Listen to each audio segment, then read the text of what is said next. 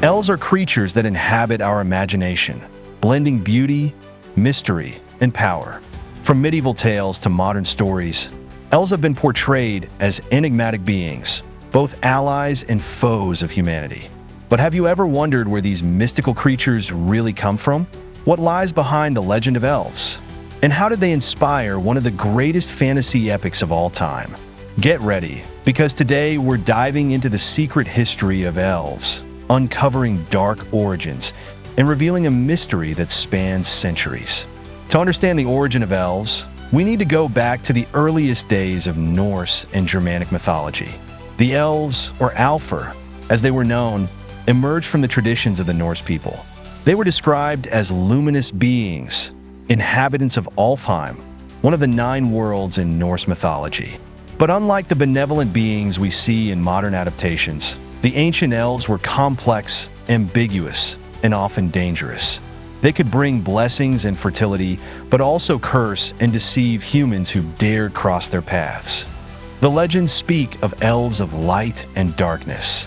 The Ljosalfar, or light elves, were majestic and lived in high places, while the Dalkalfar, or dark elves, dwelled in the depths of the earth, in caves and shadowy forests. This duality reflects the human fear and fascination with forces they didn't understand. And there's an even darker detail. In many versions of the mythology, elves were known for their ability to control human minds, cause diseases, and seduce with supernatural beauty. They were seen as intermediaries between gods and men, capable of bringing both protection and destruction. With the arrival of the medieval era, elves began to appear in various stories and poems. In Icelandic literature, known as the Poetic Edda, they were already portrayed with a mixture of fear and respect.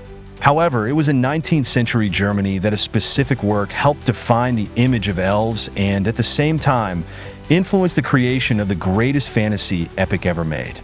We're talking about the famous opera The Ring of the Nibelung by Richard Wagner. In the opera, Wagner explores the elves, or rather, the Nibelungs, as powerful beings connected to a magic ring that grants absolute power and dominion. The Ring of the Nibelung cycle is a complex narrative that mixes Germanic and Norse mythology, addressing themes of power, betrayal, and destiny. But why are we talking about Wagner? The reason is simple. This opera was one of the primary inspirations for an author who would later redefine elves for future generations. Yes, we're talking about J.R.R. Tolkien, the creator of The Lord of the Rings. J.R.R. Tolkien was deeply knowledgeable about Norse mythology and medieval traditions. When he began developing the universe of Arda and Middle-earth, he didn't just reinterpret elves, but elevated them to a new level of complexity and significance. The elves of Tolkien, like Elrond, Galadriel, and Legolas, are not just beautiful and wise. They bear the pain of past ages, the responsibility of their actions, and the weight of choices that shaped the world. They are not immortal, but eternal, bound to the fate of Arda until the world ends. This perspective came from Tolkien's understanding of elves as beings that, in their origin, were almost angelic but mixed with humans, and thus suffered from the world's corruption. Tolkien drew inspiration from Norse Alfar and the Germanic vision of elves to create a new mythology that, in turn, became the foundation for modern fantasy. But he also brought something new, the notion that elves, as powerful as they are, can also be flawed. The story of Fëanor and the creation of the Silmarils, for instance, is one of the deepest tragedies in Tolkien's universe. So far, we've talked about elves and legends and literature. But what about real life?